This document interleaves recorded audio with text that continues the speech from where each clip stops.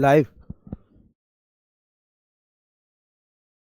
नमस्कार साथियों, मैं सौरभ सिंह स्वागत करता हूं आपका आपके अपने परिवार रोजगार विद अंकित में। साथियों, समय हो चुका है 11:04 और ये समय है आपके लिए असिस्टेंट लोको पायलट और टेक्नीशियन की क्लास केमिस्ट्री का।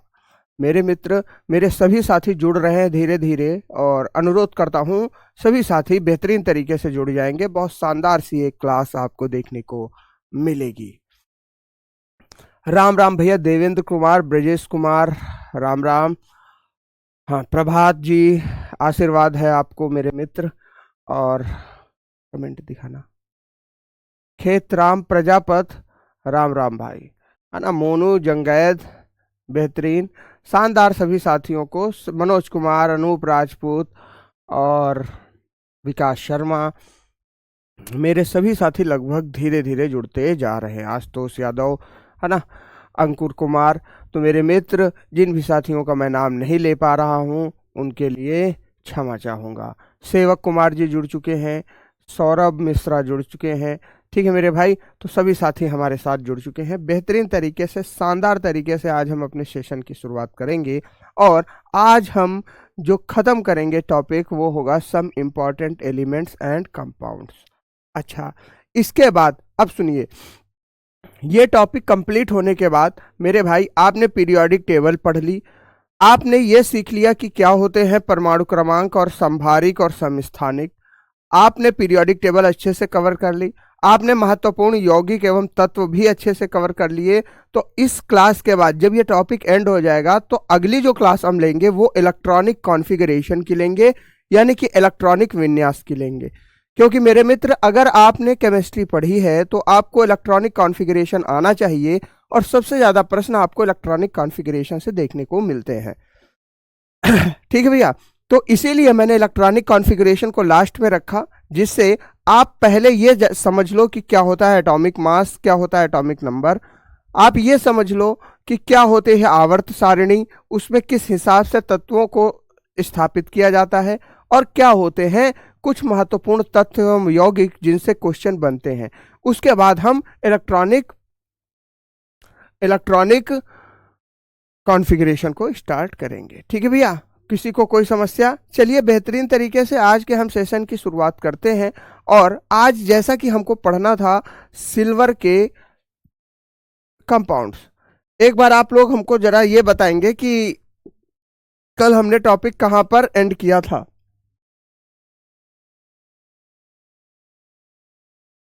बोलिए। आवर्त सारणी समझने में अगर दिक्कत है तो हम इलेक्ट्रॉनिक कॉन्फ़िगरेशन की क्लास में फिर से एक बार आवर्त सारणी को रिपीट करेंगे। मेरे मित्र, कल की क्लास में हम लोगों ने कहाँ तक सिलेबस को एंड किया था, आप मेरे को वो थोड़ा सा बताइए। अगर मुझे याद है तो हमने शायद सोने तक की बात कवर कर ली थी। अब हम इसके आगे के कॉन्सेप्ट को कवर करेंगे। एक बार कमेंट करके बताइए कल की क्लास में हमने कहाँ पर एंड किया हुआ था। ठीक है भैया, फिर उसी के आगे हम शुरुआत करते हैं। जल्दी से कमेंट करेंगे आप लोग। अरे मेरे भाई, मैं ये पूछ रहा हूं कल की क्लास कहां पर एंड हुई थी, ये तो बताओ भाई। गोल्ड से शुरू करना है? गोल्ड हो गया था, गोल्ड पूरा हो गया था, चलिए बेहतरीन। ठीक, तो गोल्ड के आगे स्टार्ट करना है। नहीं, इलेक्ट्रॉनिक कॉन्फ़िगरेशन लास्ट नहीं है। इलेक्ट्रॉनिक कॉन्फ़िगरेशन के बाद हम पढ़ेंगे कार्बन एंड इट्स कंपाउंड, यानी कि कार्बन एवं इसके यौगिक। कार्बन को भी तो पढ़ना है ना, तो कार्बन होगी हमारी आखिरी class. Electronic configuration last class नहीं है। इसके बाद 3 चैप्टर्स और आपको कवर करने हैं, 3 टॉपिक और। ठीक है, चलिए ठीक है, बेहतरीन। गोल्ड हो गया था, बेहतरीन। चलिए चलिए, अब हम गोल्ड के आगे बात करते हैं। गोल्ड के आगे बात करते हैं दोस्त। तो हेडिंग आज हम लगाएंगे सिल्वर के बारे में। किसके बारे में? गोल्ड के बाद नाइट्रोजन के बारे में। कोई दिक्कत यहां तक किसी को? उम्मीद करता हूं कोई समस्या नहीं होनी चाहिए।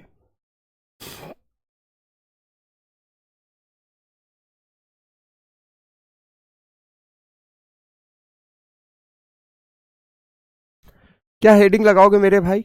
नाइट्रोजन। जी सर, नाइट्रोजन। देखो ये भी एक महत्वपूर्ण तत्व माना जाता है। अच्छा, इसका रासायनिक चिन्ह क्या होगा? जब तक मैं लिखूंगा तब तक आप लोग आंसर कमेंट कर देंगे मेरे भाई। इसका रासायनिक चिन्ह क्या होगा बाबूजी?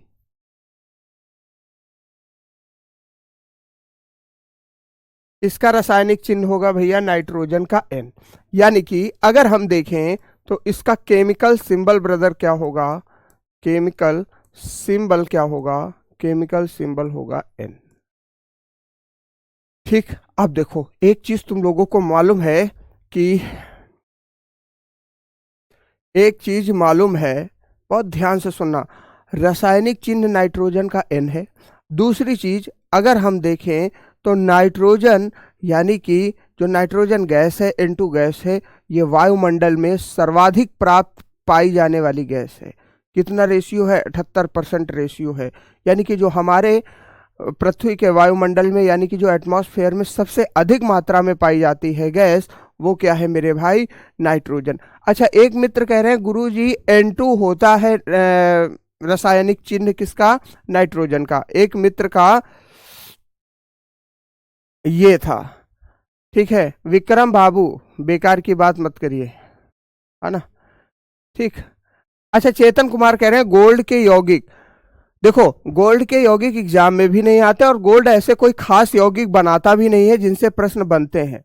ठीक, गोल्ड के लिए जो गोल्ड की प्रॉपर्टीज हैं आप उतना याद रखिए।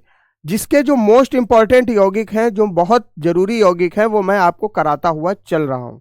आप निश्चिंत रहें। ठीक है भैया। अब नाइट्रोजन पर फोकस करो थोड़ा सा। देखिए अगर हम देखें मेरे भाई तो नाइट्रोजन क्या है? एक मित्र ने अभी क्वेश्चन किया था कि सर हम N2 के रूप में लिखते हैं। देखो N2 क्या है? नाइट्रोजन का एक अणु है। अणु का मतलब दो परमाणुओं से मिलकर जो बनता है वो क्या कहलाता है? एक अणु कहलाता है। अगर मेरे मित्र हम देखें तो N2 क्या होगा? N2 का फॉर्मूला आपको मैंने एक बार याद करिए बताया था। N 3 बॉन्ड बनाएगा किसके साथ? आपस में दो तत्वों के साथ।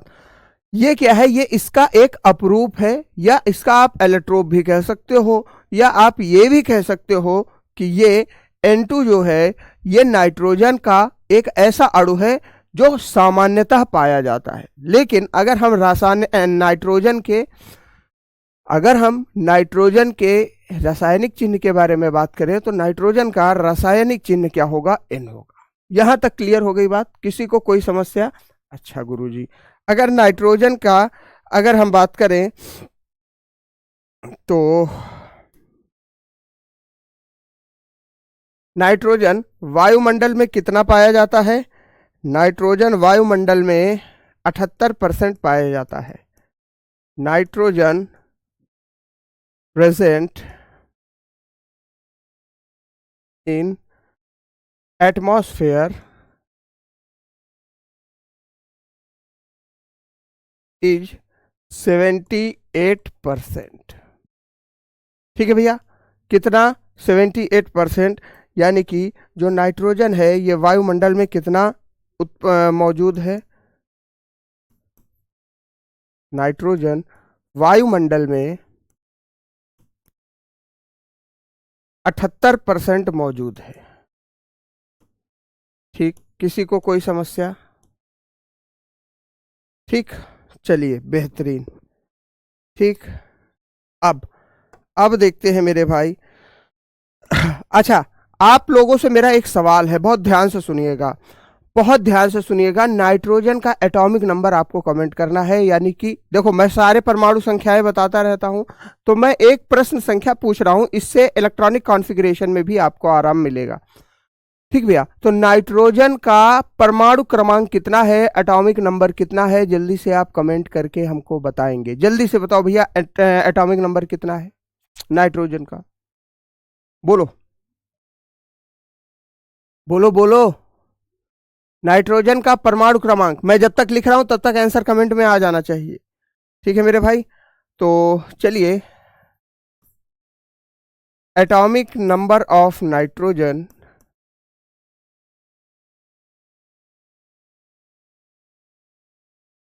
आप ही बताएंगे तभी मैं लिखूंगा, मैं नहीं लिखूंगा ऐसे। परमाणु क्रमांक बता भैया कितना है। वाह वाह वाह, बेहतरीन बेहतरीन, 14 बताने लगे हैं, 7 बताने लगे हैं। सौरभ मिश्रा 7, मुस्कान राठौर 14 बता रही हैं। ठीक है, बेहतरीन। देखो, अगर आपको परमाणु क्रमांक नहीं याद हो रहे हैं मेरे भाई, रोहित सिंह तो 8 बता रहे हैं, इसमें तो कुछ तो फर्जी वाले, मतलब कुछ भी लिख दो, है ना, ऐसा नहीं होता यार। देखो, अगर हम देखें, देखो आपको परमाणु क्रमांक याद करने का सबसे अच्छा तरीका है कि आप उसकी संयोजकता याद कर लो। अब नाइट्रोजन की वैलेंसी होती है 3, नाइट्रोजन की संयोजकता होती है 3, यानी कि नाइट्रोजन को 3 इलेक्ट्रॉन और चाहिए, किसके लिए? 3 इलेक्ट्रॉन चाहिए अपना अष्टक का सिद्धांत पूरा करने के लिए। देखो, अगर हम देखें तो अगर नाइट्रोजन की संयोजकता, प्रोटॉन हो गया, ये न्यूट्रॉन हो गया, कितनी है? 3 है। तो देखो, सबसे पहली चीज तो पहले कक्षा में 2 इलेक्ट्रॉन आ चुके होंगे नाइट्रोजन के, बिल्कुल गुरुजी। अच्छा, अगर हम बात करें तो नाइट्रोजन को कितने इलेक्ट्रॉन और चाहिए? 3 इलेक्ट्रॉन और चाहिए, जिससे उसका अष्टक सिद्धांत पूरा हो। ठीक, तो अगर आप यहां पर देखोगे तो 3 इलेक्ट्रॉन चाहिए, तो इसका मतलब ये जो दूसरी कक्षा है इसमें कितने इलेक्ट्रॉन आ चुके होंगे? इसमें 5 इलेक्ट्रॉन आ चुके होंगे। भाई 5 इलेक्ट्रॉन में से जब 3 इलेक्ट्रॉन की मेरे भाई कमी होगी, तभी तो इसका अष्टक पूरा होगा। देखो, अब देखो यहां पर कितने इलेक्ट्रॉन आ चुके होंगे? ठीक, 1 2 3 4 5। ठीक, अब इसको 3 इलेक्ट्रॉन और चाहिए, जिससे ये अपना अष्टक पूरा करे। ठीक, तो अगर हम देखें तो इसका एटॉमिक नंबर कितना हो गया मेरे भाई? इसका एटॉमिक नंबर हो गया 7। कितना हो गया? 7 हो गया। ठीक है मेरे भाई, 7 हुआ, तभी तो पहले सेल में 2 आ गए, दूसरे में 5 आ गए, यानी कि अब इसको 3 इलेक्ट्रॉन और चाहिए जिससे ये अपने अष्टक को पूरा करे। ठीक है मेरे भाई, कोई समस्या? तो परमाणु क्रमांक कितना लिख लेंगे? 7 लिख लेंगे, कोई दिक्कत? चलिए आगे बढ़े। अच्छा, तो अब देखो, नाइट्रोजन जो है, नाइट्रोजन की प्रकृति कैसी है मेरे भाई? नाइट्रोजन एक रंगहीन और गंधहीन गैस है। अभी बड़ा बड़ा दिख रहा है कि नहीं? नाइट्रोजन, नाइट्रोजन एक रंगहीन, रंगहीन एवं गंधहीन गैस है मेरे भाई, गंधहीन गैस है। ठीक है भैया, गैस है। अगर हम बात करें तो नाइट्रोजन में ना तो कोई रंग होता है और ना ही कोई गंध होती है। ठीक है मेरे भाई, कोई समस्या? ठीक, कोई दिक्कत? अगर हम बात करें तो नाइट्रोजन, देखो मेरे दोस्त, कई लोग इसलिए परेशान है, इतने मैसेज आ रहे हैं कि सबके रिप्लाई करना पॉसिबल नहीं है। आप खुद सोचो, नाइट्रोजन इज ऑर्डरलेस, तो थोड़ा सा धैर्य भी रखा करो। अगर कोई इशू है तो आप टेलीग्राम पे मैसेज कर दो, बात समझो मेरी बात। अब मैं अगर सबके एक एक के डाउट लेने लगा या सबके मैसेज, एक तो पॉसिबल ही नहीं है देखने के लिए, दूसरी चीज ये है कि अगर सबके मैसेज में देखूंगा तो मैं सिलेबस कैसे कवर कराऊंगा ना, इस चीज को समझो प्लीज। थोड़ा सा क्लियर हो गई बात? चलिए आगे बढ़ते हैं। ये क्लियर हो गया? अच्छा, अगर हम देखें तो बेहतरीन है। ये हो गए सारे गुण नाइट्रोजन के। देखो पहले देख लो क्या क्या है। इसका रासायनिक चिन्ह N है। ये वायुमंडल में 78% मौजूद है, सबसे ज्यादा पाया जाने वाला तत्व है। ठीक है। दूसरा, अगर हम देखें तो नाइट्रोजन का एटॉमिक नंबर कितना है? 7 है। परमाणु क्रमांक की बात कर रहा हूं मैं। दूसरा, नाइट्रोजन एक रंगहीन एवं गंधहीन गैस है। कोई समस्या यहां तक किसी को? बोलो, क्लियर है यहां तक सारी बातें? चलिए अब हम बात करते हैं कि नाइट्रोजन का जो उपयोग है वो कहाँ कहाँ पर होता है।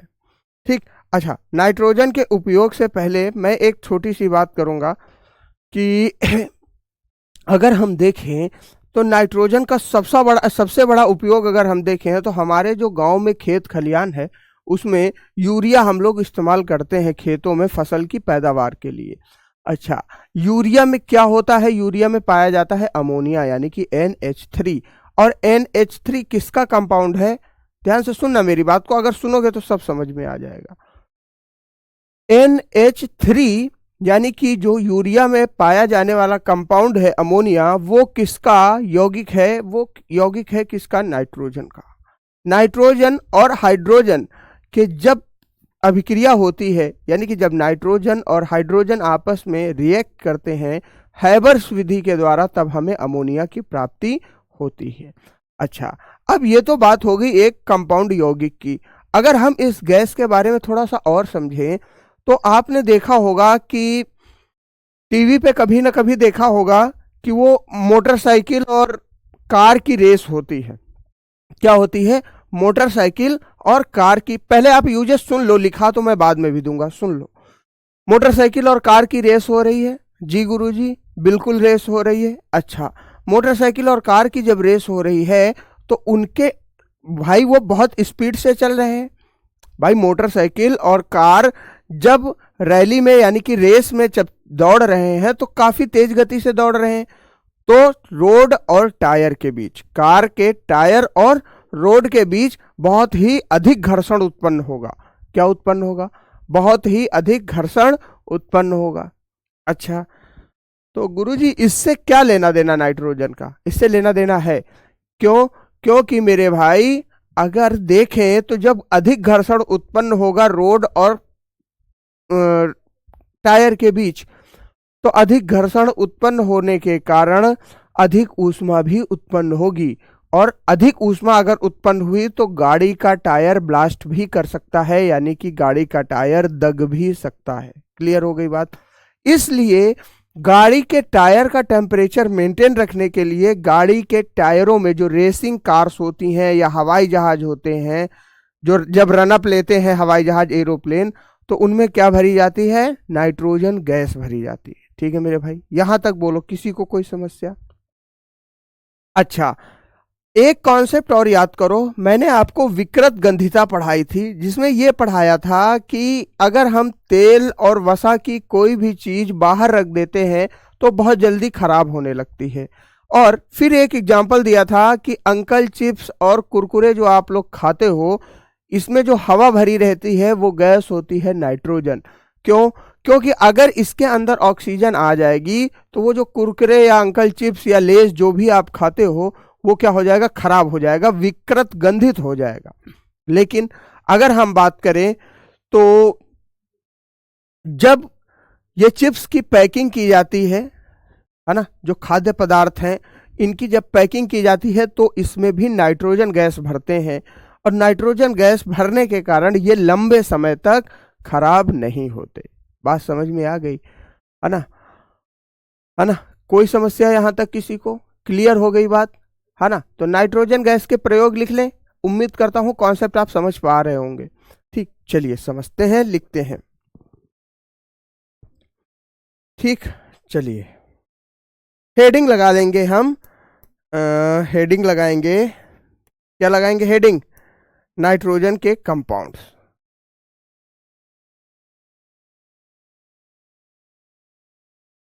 Nitrogen compounds.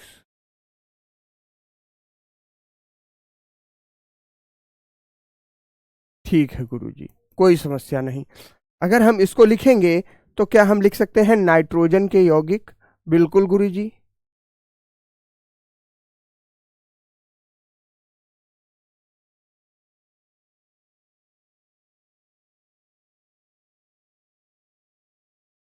जी सर। अच्छा, तो सबसे पहला यौगिक मैंने अभी सबसे पहले कौन सा यौगिक बताया मेरे भाई? मैंने आपको सबसे पहले यौगिक बताया अमोनिया, यानी कि NH3। ठीक है मेरे भाई, तो सबसे पहला यौगिक हम क्या बना लेंगे? अमोनिया, यानी कि NH3, जिसको अमोनिया कहते हैं। ठीक, कोई दिक्कत नहीं। अच्छा, अमोनिया क्या है? अगर हम लिखें तो यह यौगिक है किसका? यह नाइट्रोजन और हाइड्रोजन का यौगिक है। ठीक, लिख लेते हैं मेरे भाई, यह नाइट्रोजन और हाइड्रोजन का यौगिक है। यौगिक है जिसे जिसे हैबर्स विधि से बनाया जाता है। याद रखना मेरे भाई, हैबर्स विधि। अब हैबर्स विधि को हिंदी में भी हैबर्स ही कहते हैं, है ना, तो हिंदी वाले परेशान नहीं होंगे। हैबर्स विधि को हिंदी में भी हम हैबर्स ही कहते हैं। ठीक है मेरे भाई, हैबर्स विधि से बनाया जाता है। एक लिख रहा है कि गुरुजी बिंगो टेढ़े मेढ़े जो हम खाते हैं क्या उसमें भी नाइट्रोजन गैस भरी होती है? काहे, बिंगो कोई स्पेशल है क्या? है, वो खाली प्रचार में स्पेशल दिखाया जाता है, बस भरी उसमें भी नाइट्रोजन होती है ना। हाँ, कह रहे हैं चेतन कुमार। ठीक है भैया, देखो इधर, देखो क्या है, ये अमोनिया क्या है, ये हैबर्स विधि से बनाया जाता है और ये किसका यौगिक है? N और H का यौगिक है। ठीक, अच्छा, अगर हम देखें तो अमोनिया की प्रॉपर्टी में सबसे पहला जो गुण पाया जाता है, यह एक रंगहीन गैस है। यह रंगहीन तथा गंधयुक्त गैस है, तथा गंध युक्त गैस है। ठीक है बाबूजी, यानी कि अगर हम बात करें तो ये कैसी है? It is colourless, colourless and full and have a very bad smell, and have smell लिख देता हूं।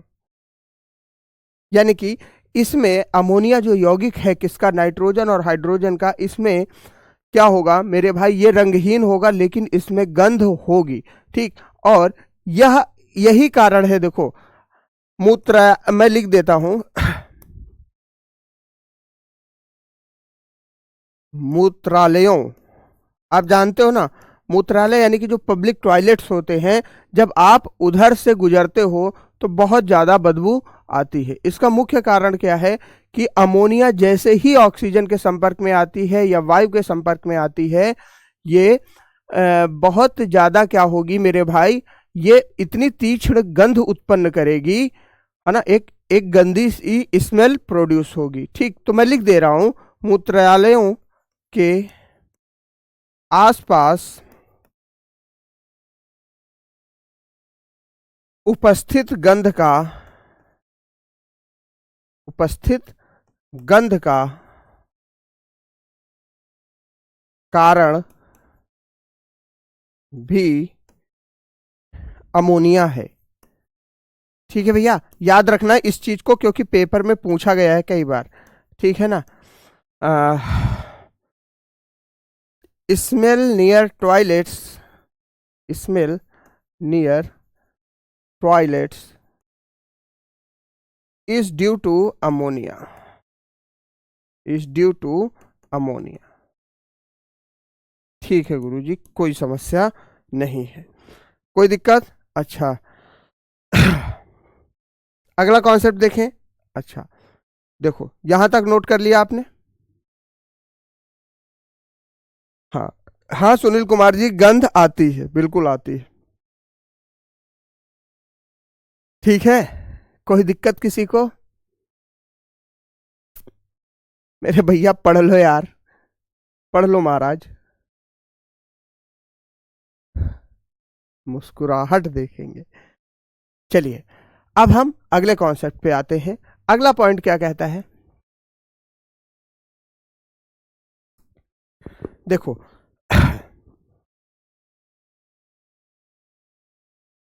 Ammonia is soluble in water, ammonia यानी कि NH3 is soluble in water, soluble in water, and it converts, it it converts red litmus, to blue। ठीक, तो अगर हम देखें, अगर ये लाल लिटमस को नीले रंग में बदल रहा है तो इसका सीधा सा मतलब ये है कि ये क्षारीय प्रकृति का तत्व है, क्षारीय प्रकृति का यौगिक है। तो क्या लिख सकता हूं मैं, it is basic in nature. बिल्कुल गुरुजी लिखा जा सकता है, it is basic in nature. कोई समस्या? तो चलिए अगर मैं लिखूं तो कॉन्सेप्ट क्या बनेगा मेरे भाई कि अमोनिया यानी कि NH3 जल में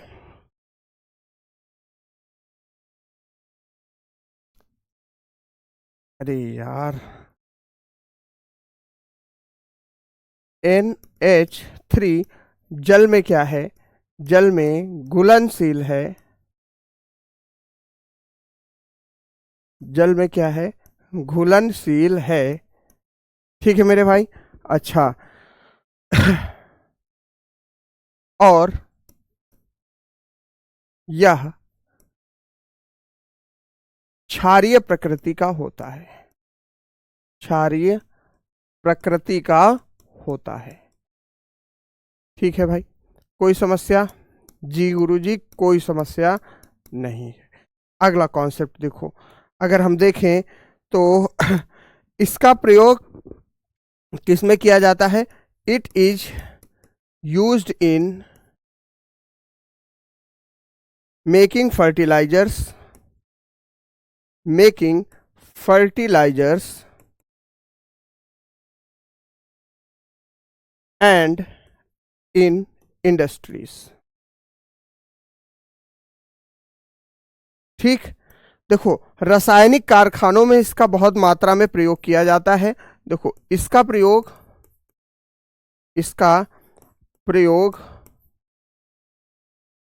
उर्वरक बनाने में, उर्वरक यानी कि खेत में जो आप खाद पानी डालते हो मेरे भाई, तो खाद पानी जो डालते हो उसका प्रयोग कहां से किया जाएगा,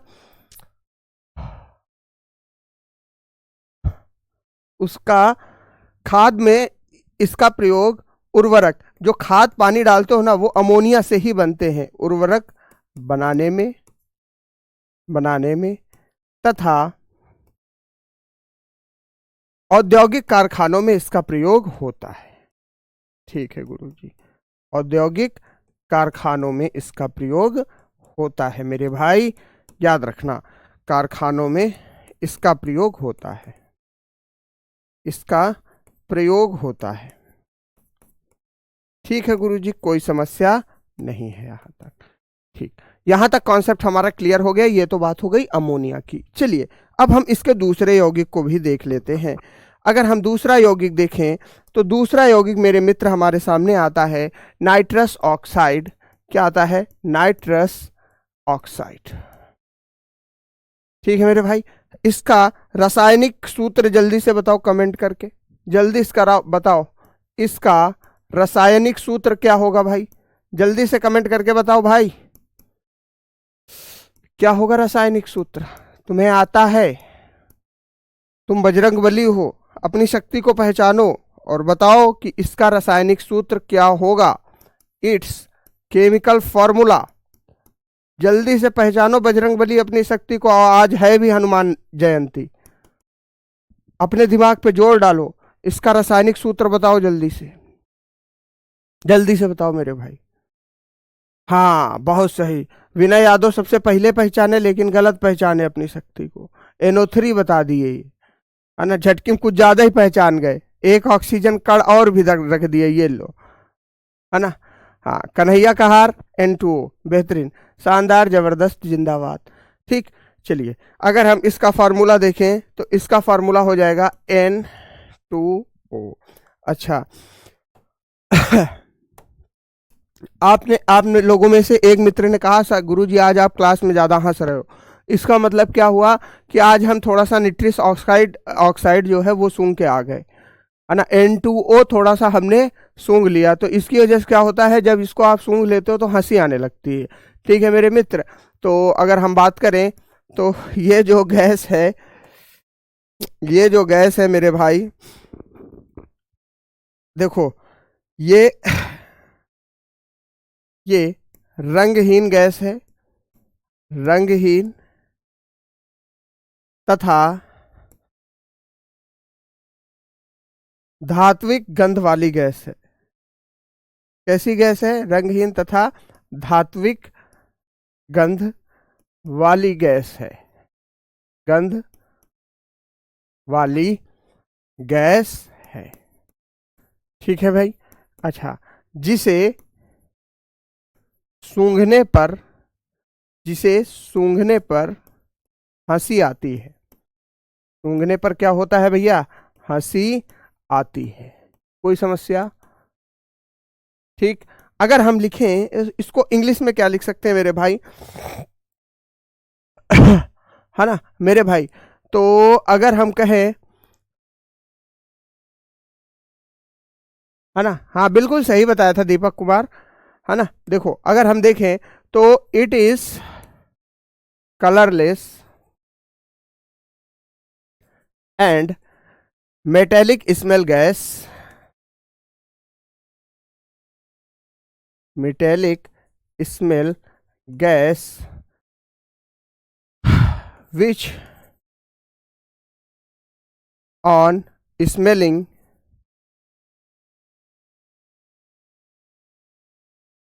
which is responsible for laughing। मैं ये लिख देता हूं,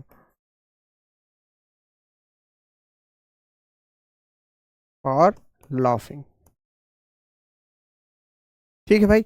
अच्छा, इसे और क्या कहा जाता है? इसे मेरे मित्र लाफिंग गैस भी कहा जाता है। इसे लाफिंग गैस भी कहा जाता है। लाफिंग गैस भी कहा जाता है। कोई समस्या इससे यहां तक?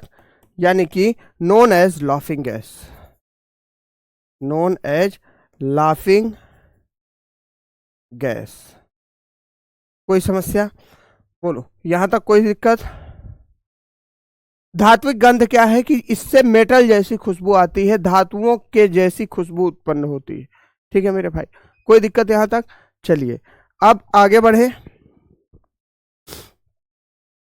ठीक, चलिए निट्रिक अम्ल के बारे में बात करते हैं, यानी कि नाइट्रिक एसिड के बारे में बात करते हैं। Nitric acid. ठीक है मेरे भाई, जल्दी से कमेंट करके बताओ इसका रासायनिक सूत्र क्या है। रासायनिक सूत्र क्या है? जल्दी से कमेंट करो मेरे भाई। ठीक, चलिए मेरे भाई।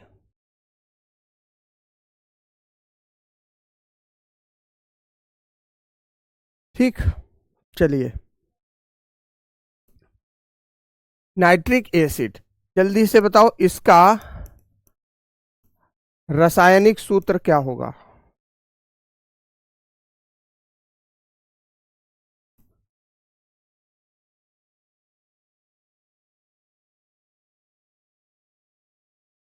रासायनिक सूत्र क्या होगा? जल्दी से बताओ भैया। यानी कि अगर हम लिखें तो केमिकल फॉर्मूला,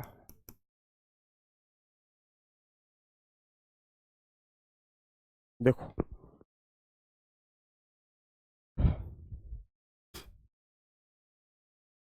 बिल्कुल, है ना, कोई समस्या? अगर हम देखेंगे तो इसका रासायनिक सूत्र क्या होगा? HNO3। ठीक है भाई, यही होगा ना? बिल्कुल, कोई समस्या? चलिए अगर हम देखें तो इसका प्रयोग कहाँ किया जाता है मेरे भाई? इसका प्रयोग HCl के साथ, HCl के साथ एक्वारेजिया बनाने में भी किया जाता है। एक्वारेजिया का नाम सुने होंगे, मैंने एसिड और बेस में अम्ल और क्षार में पढ़ाया था। जब अम्लराज की बात हुई थी तो मैंने वहां पर एक्वारेजिया का कॉन्सेप्ट आपको बताया था कि निट्रिक एसिड और हाइड्रोक्लोरिक एसिड जब आपस में मिलाए जाते हैं तो क्या मिलता है? एक्वारेजिया बनता है, जिसका अनुपात 1:3 होता है। ठीक है मेरे भाई, तो मैं लिख देता हूं इसका प्रयोग HCl के साथ एक्वारेजिया बनाने में किया जाता है। गुरुजी बिल्कुल, बनाने में किया जाता है, बिल्कुल किया जाता है, कोई समस्या नहीं है। अच्छा ठीक, कोई दिक्कत नहीं। अगला कॉन्सेप्ट देख लेते हैं। अच्छा मैं लिख देता हूं इंग्लिश में, used in making with HCl for making HCl for making aqua regia. Aqua regia, आर है रेजिया। ठीक, अगला कॉन्सेप्ट देखते हैं। अगर हम अगला कॉन्सेप्ट देखें तो यूज्ड इन मेकिंग फर्टिलाइजर्स, यानी कि जो उर्वरक होते हैं, विस्फोटक सामग्री होती है, वहां पर भी निट्रिक एसिड का प्रयोग, बम बनाने में निट्रिक एसिड का प्रयोग होता है। याद रखो, उर्वरक और विस्फोटक सामग्री जो होती हैं, used in making fertilisers and plastic elements. ठीक है भाई, यानी कि अगर हम लिखें तो क्या लिख सकते हैं, उर्वरक और विस्फोटक पदार्थ बनाने में भी किया जाता है। ठीक, कोई समस्या, कोई दिक्कत? चलिए उसके बाद हम अगला कॉन्सेप्ट देखते हैं मेरे भाई। अगर हम देखेंगे तो अगला कॉन्सेप्ट हमारे सामने क्या आएगा, अगला कॉन्सेप्ट आएगा यूज्ड इन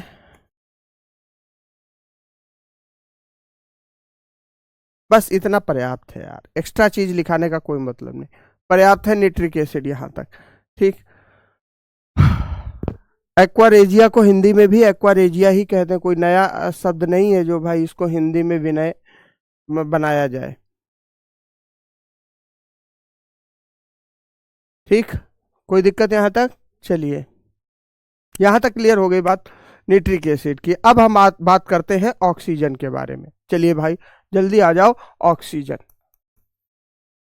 ये कौन सी गैस है भैया? इसी के सहारे तो जिंदा है, यही तो हमारी सांसें हैं ऑक्सीजन। जिस दिन ये खत्म उस दिन खेल खत्म। ठीक है मेरे भाई, ठीक, कोई समस्या? चलिए अगर हम बात करें तो ध्यान से देखिए, इसका रासायनिक चिन्ह क्या हो जाएगा?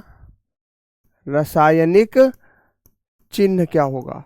रासायनिक चिन्ह जी गुरुजी, इसका रासायनिक चिन्ह O होगा। ठीक, कोई समस्या? अच्छा अगर हम देखें तो इसका परमाणु क्रमांक बताओ मेरे भाई क्या होगा? इसका परमाणु क्रमांक आप बताएंगे, परमाणु क्रमांक बताओ भाई क्या होगा? एटॉमिक नंबर जल्दी से कमेंट कर दो मेरे लिखने से पहले। एटॉमिक नंबर जल्दी से बताइए। ऑक्सीजन का एटॉमिक नंबर 2 होगा गधे कहीं के। मैं परमाणु क्रमांक पूछ रहा हूं मेरे भाई, परमाणु क्रमांक पूछ रहा हूं। एक तो लिख रहा है 0 होगा। अरे महाराज रासायनिक नहीं, परमाणु क्रमांक, एटॉमिक नंबर बताओ। एटॉमिक नंबर, हमें एटॉमिक नंबर जानना है। ठीक है, एटॉमिक नंबर एक बता रहा है 16। 16 मेरे भाई परमाणु भार होता है ऑक्सीजन का, एटॉमिक नंबर होगा 8। एटॉमिक नंबर क्या होगा मेरे भाई? 8। ठीक, अच्छा अगर हम देखें तो याद रखिए, सामान्यतः पाया जाने वाला, सामान्यतः O2 जो है अधिक मात्रा में ऑक्सीजन पाया जाता है। सामान्यतः O2 सर्वाधिक पाया जाता है। O2 क्या है? दो ऑक्सीजन जब मिलते हैं तो एक जो अणु बनता है उसे हम O2 कहते हैं। सर्वाधिक पाया जाता है, पाया जाता है। देखो वायुमंडल में ये कितना मौजूद है? एटमॉस्फेयर में। तो अगर हम देखेंगे तो इन एटमॉस्फेयर ऑक्सीजन इज 21%, यानी कि जो वायुमंडल में हमारी ऑक्सीजन मौजूद है 21% है। फिर भी अफसोस, ईश्वर ने हमें ये ऑक्सीजन फ्री में दी, लेकिन कोरोना के समय में क्या हुआ आपने देखा, ऑक्सीजन के सिलेंडरों की किस प्रकार से धांधली की गई। ऑक्सीजन की कमी के कारण कितने ही लोगों ने अस्पताल के बिस्तरों में अपना दम तोड़ दिया।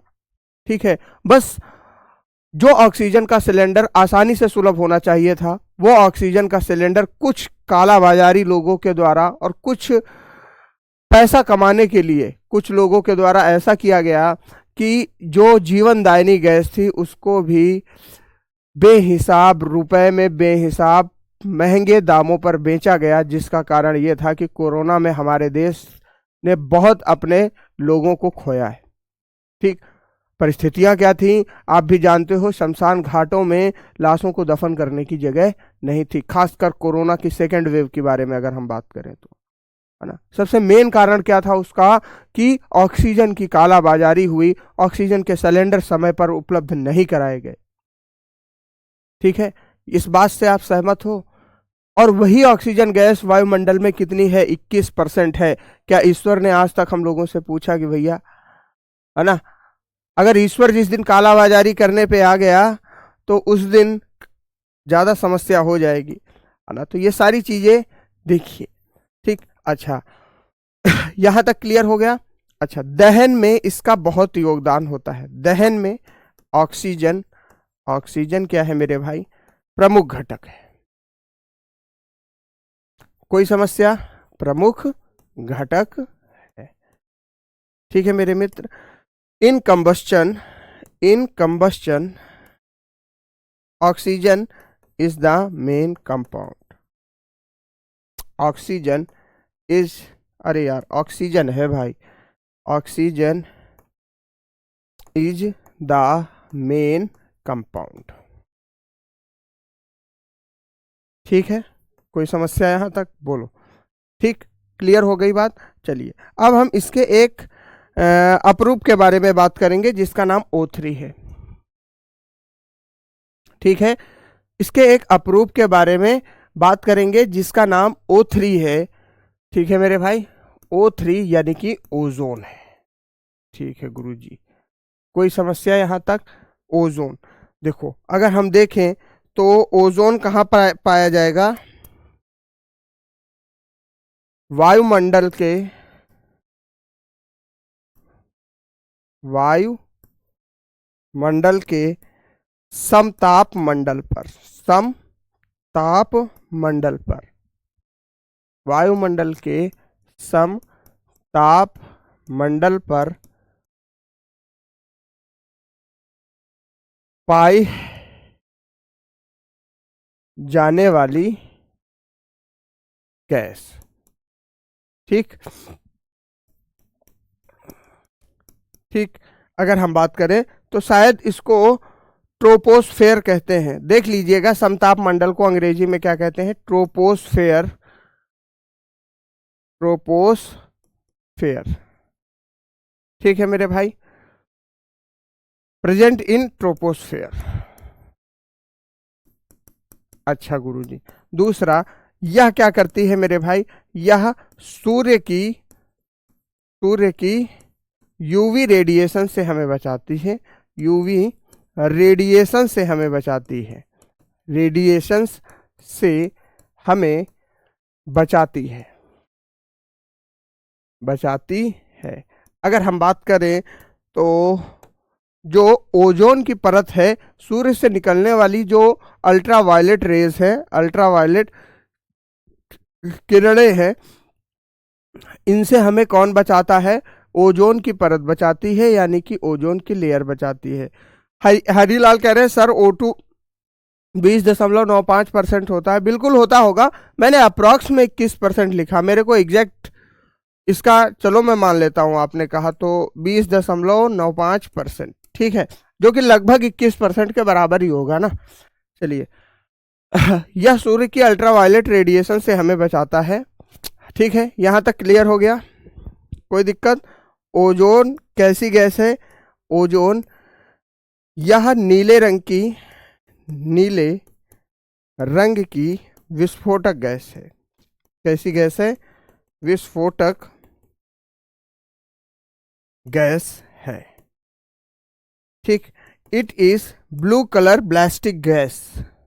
ठीक, it is blue coloured plastic gas, plastic gas. कोई दिक्कत यहां तक?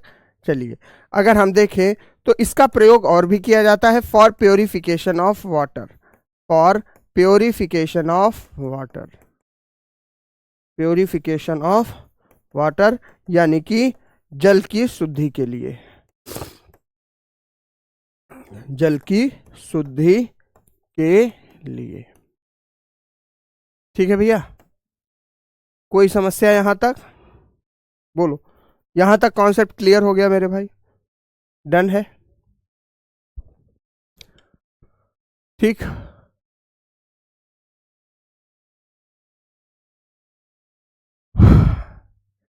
अच्छा है यार नीतीश कुमार, तुम वहीं बस आए, कहीं और बसा लेते तो दिक्कत हो जाती दोस्त, है ना।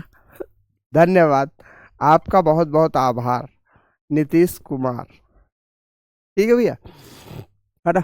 तो यहां तक कॉन्सेप्ट आपको क्लियर हो गया ओजोन के बारे में। अब मेरे मित्र हो रहा है समय समाप्त, तो इसके लिए मैं आपसे एक चीज कहना चाहूंगा कि मेरे भाई कल की क्लास में हम क्या पढ़ेंगे? कल की क्लास में हम थोड़ा सा इनर्ट गैसेस के बारे में पढ़ेंगे, इनर्ट गैसेस के बारे में पढ़ेंगे, यानी कि अक्रिय गैसेस के बारे में पढ़ेंगे, अक्रिय गैसों के बारे में पढ़ेंगे मेरे मित्र, है ना। देखो, मैंने आपको जो थ्योरी दी है वो एकदम डेप्थ से दी है, हर एक एक पॉइंट से वो कॉन्सेप्ट दिए हैं जिनसे क्वेश्चन पूछा जा सकता है ना।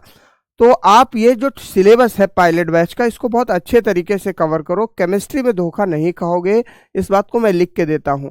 और आप लोगों में से कई लोग तो टेक्स्ट बुक या कहीं से भी प्रैक्टिस करते होंगे, तो आप अगर ईमानदारी से मेरी क्लासों को पढ़ के कहीं पे भी प्रैक्टिस कर रहे हो तो आप अच्छे से अच्छे क्वेश्चन अटेम्प्ट कर पा रहे होगे, इस बात की गारंटी मैं लेता हूं। ठीक, अच्छा, रही बात न्यूमेरिकल की, तो न्यूमेरिकल के लिए एक मैराथन लगाएंगे टॉपिक वाइज, जिसमें पहले टॉपिक जैसे मैटर है तो मैटर के क्या क्या फॉर्मूले हैं और उस पर कितने न्यूमेरिकल बन सकते हैं। ठीक है मेरे भाई, उसको लिखेंगे। फिर दूसरा टॉपिक है एटॉमिक मॉडल, तो एटॉमिक मॉडल के कितने फॉर्मूले हो सकते हैं और उस पर कौन से न्यूमेरिकल बन सकते हैं उनको लिखेंगे। एसिड बेस के जो फॉर्मूले हैं उसको पढ़ेंगे और उसको लिख लेंगे, है ना। तो सारे टॉपिक्स का एक बहुत बेहतरीन तरीके से न्यूमेरिकल का सेशन लेके आएंगे, है ना, बहुत जल्दी लेके आएंगे, शायद अभी 7-8 दिन उसमें लगेंगे।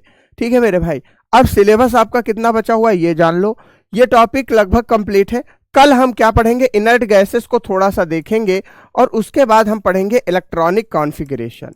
क्या पढ़ेंगे? Electronic configuration. तो कल की क्लास में एकदम सचेत होकर बैठिएगा, क्योंकि अगर इलेक्ट्रॉनिक कॉन्फ़िगरेशन मिस हो गया आपसे, इलेक्ट्रॉनिक कॉन्फ़िगरेशन आपके हाथ से निकल गया तो पूरा खेल खत्म हो जाएगा, है ना। इसलिए मैंने इसको लास्ट में रखा हुआ था कि बच्चे थोड़ा सा सीख जाएंगे परमाणु संख्या, परमाणु भार, इन सारी चीजों के बारे में, तो तब इलेक्ट्रॉनिक कॉन्फ़िगरेशन यानी कि इलेक्ट्रॉनिक विन्यास पढ़ने का मजा ही कुछ और आएगा, है ना। तो कल ये आपकी बहुत जबरदस्त क्लास होगी, एक मतलब अलग लेवल पे क्लास होगी। मैं आपको ऐसा इलेक्ट्रॉनिक कॉन्फ़िगरेशन सिखाऊंगा कि आप किसी भी परमाणु का इलेक्ट्रॉनिक कॉन्फ़िगरेशन चुटकियों में कर देंगे, 1 सेकंड में अंदर कर देंगे, जो कि सबसे कठिन बात मानी जाती है ना इलेक्ट्रॉनिक कॉन्फ़िगरेशन। 1 सेकंड में बता दो कि यहाँ पे 1s2, 2sp, 2,3p, 3df, कौन सी सेल में कितना, कौन सी सब सेल में कितना इलेक्ट्रॉन जाएगा, ये आप तुरंत सीख लोगे। ठीक है भैया, कोई दिक्कत? तो इलेक्ट्रॉनिक विन्यास ये पढ़ेंगे हम, ठीक है। और उसके बाद मेरे मित्र हम सीधा पहुंचेंगे कार्बन एंड इट्स कंपाउंड, जो कि ऑर्गेनिक केमिस्ट्री है, वहां के एक एक पॉइंट को बेहतरीन से कवर करके अपने सिलेबस को हम विराम देंगे। ठीक है भैया, तो आज की क्लास कैसी लगी? कल हम लोग ये पढ़ेंगे इलेक्ट्रॉनिक विन्यास और थोड़ा सा इनर्ट गैसेस के बारे में पढ़ेंगे। देखो 118 तत्व थे, 118 तत्वों में जो जो हमको इंपॉर्टेंट लगे और जिन जिन से आपके एग्जाम में क्वेश्चंस आए हैं उन सारे तत्वों को मैंने कवर करा दिया है। अगर आपको लग रहा है कि कोई तत्व ऐसा है जो छूट गया है, जो कवर होना चाहिए था, उससे क्वेश्चन बना है, तो ऐसा तो पहली चीज तो है नहीं कि जिससे क्वेश्चन बना हो और मैंने वो कवर ना किया हो, लेकिन फिर भी अगर आपको लगता है तो आप ग्रुप में टेलीग्राम पे जरूर मैसेज करेंगे और टेलीग्राम पे ये भी मैसेज करेंगे आपको क्लास कैसी लगी, है ना। रात में 8 बजे खुलता है ना, तो जरूर बताया करिए कि क्लास कैसी लगी, आपको पढ़ने में कैसा आनंद आ रहा है। अच्छा, एक चीज और सुनो, शाम को 6:30 बजे यूट्यूब चैनल पर जरूर आया करो, रोजगार विद अंकित पर, ठीक है।